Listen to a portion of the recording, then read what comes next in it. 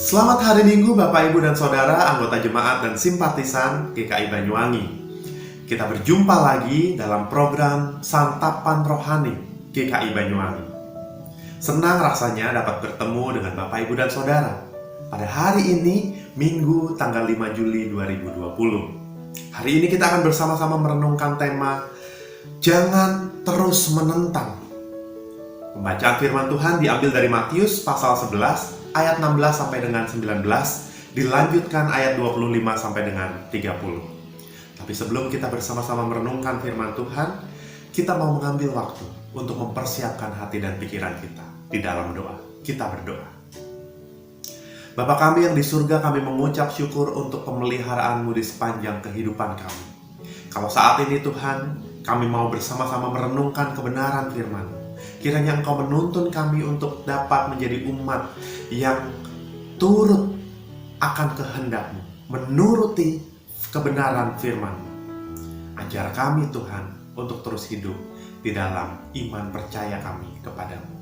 Kami menyerahkan waktu kami ke dalam tangan-Mu. Berkuasalah Tuhan dengan kuasa Roh Kudus-Mu atas setiap kami.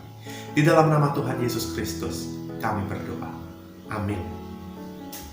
Mari Bapak, Ibu, dan Saudara, kita membuka bagian Alkitab kita dari Injil Matius pasal 11 ayat 16 sampai dengan 19, dilanjutkan ayat 25 sampai dengan 30.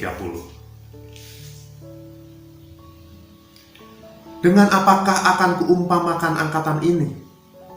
Mereka itu seumpama anak-anak yang duduk di pasar dan berseru kepada teman-temannya.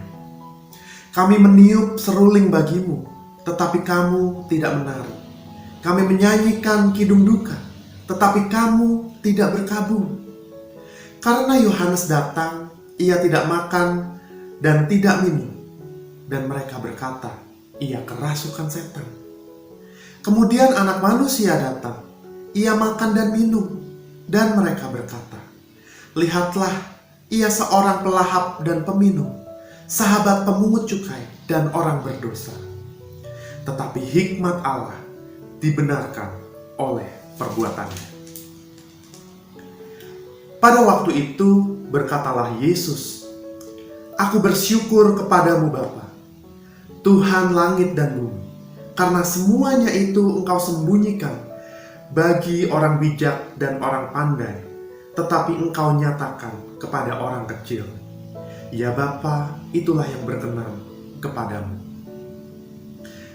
Semua telah diserahkan kepadaku oleh Bapakku, dan tidak seorang pun mengenal anak selain Bapa, dan tidak seorang pun mengenal Bapa selain anak, dan orang yang kepadanya anak itu berkenan menyatakannya. Marilah kepadaku semua yang letih lesu dan berbeban berat, aku akan memberi kelegaan kepadamu. Pikulah kuk yang kupasang dan belajarlah kepadaku, karena aku lemah lembut dan rendah hati, dan jiwamu akan mendapat ketenangan. Sebab kuk yang kupasang itu enak, dan bebanku pun ringan. Demikianlah Injil Tuhan Yesus Kristus. Yang berbahagia adalah setiap kita yang mendengarkan firman Tuhan, kemudian memeliharanya di dalam kehidupan kita. Haleluya. Bapak, Ibu, dan Saudara yang dikasihi Tuhan Yesus Kristus, seharusnya mungkin pada hari Minggu ini kita dapat bersama-sama beribadah di gedung gereja. Tetapi pada hari ini kita tetap melanjutkan ibadah kita dari rumah kita masing-masing, masih secara online. Mungkin ada banyak di antara kita mulai mengatakan, kenapa kita tidak memulai saja ibadah di gedung gereja? Kenapa kita harus tetap melanjutkan ibadah dari rumah? Bukankah gereja lain sudah memulai ibadahnya di gedung gereja? Kenapa kita sebagai GKI masih melanjutkan ibadah dari rumah kita masing-masing? Mungkin ada juga di antara Bapak Ibu yang berkata, ini adalah sebuah putusan yang tepat. Bukankah kota kita, Banyuwangi, saat ini sedang mengalami penambahan kasus positif COVID-19 mencapai 27 orang dalam 2 minggu terakhir. Tetap melanjutkan ibadah di rumah adalah sebuah pilihan yang tepat. Bapak, Ibu, dan Saudara, saya mau mengatakan bahwa di dalam kehidupan kita ini, kita memang diperhadapkan pada banyak pilihan. Termasuk untuk memulai ibadah kembali di gedung gereja. Kita diperhadapkan pada pilihan-pilihan. Tapi yakin dan percayalah Bapak, Ibu, dan Saudara, apa yang kita lakukan saat ini adalah untuk memelihara kehidupan. Bukankah ibadah itu adalah salah satu bentuk pemeliharaan kehidupan? Ibadah itu hadir untuk memelihara kehidupan, ketenangan jiwa kita. Ibadah bukan hadir untuk meningkatkan keresahan setiap orang yang datang beribadah, tetapi meningkatkan ketenangan. Oleh sebab itu, pada hari ini kita tetap melanjutkan ibadah kita dari rumah masing-masing, tetap secara online. Bapak, Ibu, dan Saudara, kalau kita melihat tema kita pada hari ini, jangan menentang terus. Bukankah tema ini mau mengatakan kepada setiap kita bahwa kita diajak untuk berani setia di dalam kehidupan kita? Setia kepada siapa? Tentu saja kepada Allah, kepada Tuhan kita, Yesus Kristus, yang memberikan, yang menghadirkan kehidupan untuk setiap kita. Kalau kita mau mengingat Bapak, Ibu, dan Saudara, bukankah dulu ketika kita masih dapat beribadah di gedung gereja secara rutin, ada juga di antara kita yang mengatakan, kenapa sih gereja punya banyak acara?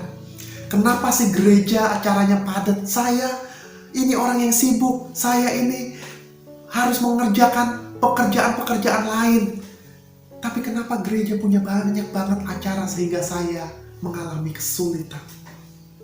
Kesulitan untuk memilih. Saya mau bergereja tapi saya punya kesibukan. Saya mau tetap sibuk tapi saya punya tanggung jawab di gereja. Kita diperhadapkan pada pilihan. Situasi saat ini berubah. Di gereja tidak ada kegiatan apapun. Semua kegiatan dialihkan di rumah kita masing-masing secara online.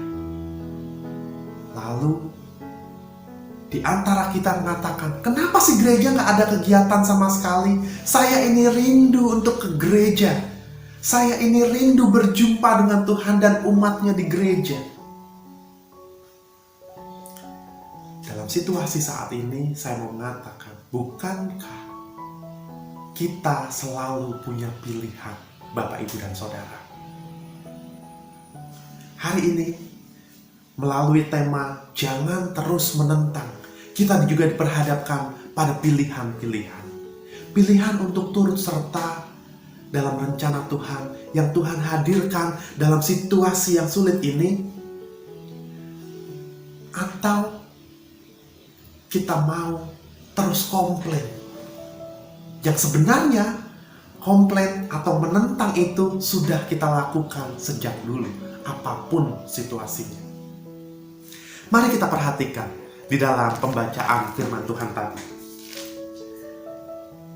Kita menemukan di ayat yang ke-16, dengan apakah akan kuumpamakan angkatan ini? Angkatan ini, dengan apa lagi harus diumpamakan? Firman Tuhan mengatakan, angkatan ini diumpamakan seperti sekumpulan orang-orang atau anak-anak yang duduk di pasar dan memainkan peran. Dalam peran itu ada orang-orang yang memainkan alat musik dan ada orang-orang yang bertugas memerankan sebagai orang-orang yang mengekspresikan dari musik itu.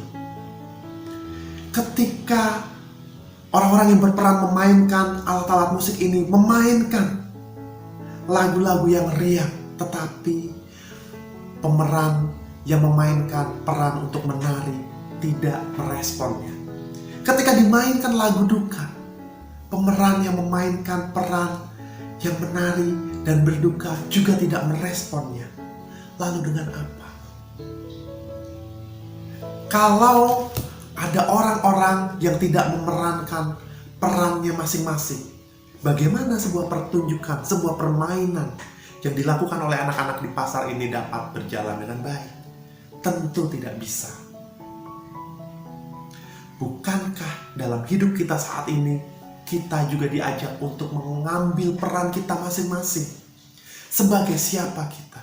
Kalau kita yakin dan percaya kita adalah umat Tuhan yang mau turut serta mendukung kehidupan, memelihara kehidupan setiap kita, maka ini adalah peran kita untuk terus melanjutkan ibadah di rumah. Kita diajak untuk melakukannya bukan karena kita terpaksa atau karena kita takut beribadah di gedung gereja, tapi kita diajak untuk bersama-sama memelihara kehidupan di dalam ibadah kita. Kita tentu lelah. Kita tentu merasa, saya capek Tuhan, saya tidak bisa konsentrasi Tuhan kalau ibadahnya terus dilakukan dari rumah. Saya mau datang ke gereja untuk beribadah karena saya di sana lebih fokus, saya lebih konsen. Saya capek. Bapak, Ibu, dan Saudara, saya mau mengatakan, setiap kita lelah, setiap kita merasakan kejenuhan itu, setiap kita mengalami kebosanan, setiap kita mengalami pergumulan iman di dalam situasi yang seperti ini, kita semua merasa rapuh di dalam iman kita. Tapi hari ini firman Tuhan mau mengajak kita, jangan menentang terus. Lakukanlah apa yang bisa kita lakukan. Lakukanlah sesuai dengan peran kita masing-masing. Di dalam kelelahan itu, di dalam rasa bosan itu, di dalam iman yang kita rasakan terus menurun karena kita tidak bisa melakukan ibadah-ibadah kita di gereja. Tuhan Yesus mengatakan kepada setiap kita, marilah kepadaku semua yang letih lesu dan berbeban berat. Aku akan memberikan kelegaan kepadamu. Mari Bapak, Ibu, dan Saudara, kita mengambil waktu kita sejenak. Kita memusatkan hati dan pikiran kita kepada Tuhan. Kita datang lagi kepada Tuhan saat ini. Kita mohon penguatan dari Dia. Karena tak ada orang lain yang mampu menguatkan kita, yang mampu memulihkan kita, kecuali Tuhan kita, Yesus Kristus. Mari saat ini kita datang di dalam kelemahan kita, di dalam kerapuhan kita, di dalam kekecewaan kita. Karena kita harus tetap melanjutkan ibadah kita dari rumah kita masing-masing. Kita datang kepada Tuhan, membawa semua beban kehidupan kita. Kita sampaikan kepada Dia. Tuhan, saya mau mengikuti Engkau. Ajar saya untuk menjadi orang-orang yang mau menuruti apa yang Engkau inginkan terjadi dalam kehidupan kami. Ajar kami Tuhan untuk dapat menjadi umat-Mu yang setia. Firman Tuhan mengajak kita untuk tetap setia di dalam peran kita dalam kehidupan ini. Mari kita bersama-sama merenungkan kebenaran firman Tuhan. Mari bersama-sama kita setia kepada Tuhan dan kita berhenti menentang Tuhan. Mari kita bersatu di dalam doa. Bapa kami yang di surga, kami mau setia kepadamu. Tuntunlah kami untuk menjadi umat-Mu yang mau mengerti akan setiap firman yang Kau hadirkan dalam kehidupan kami. Saat ini Tuhan, pimpin kami untuk menjadi umat yang setia. Di dalam nama Tuhan Yesus Kristus kami berdoa. Amin.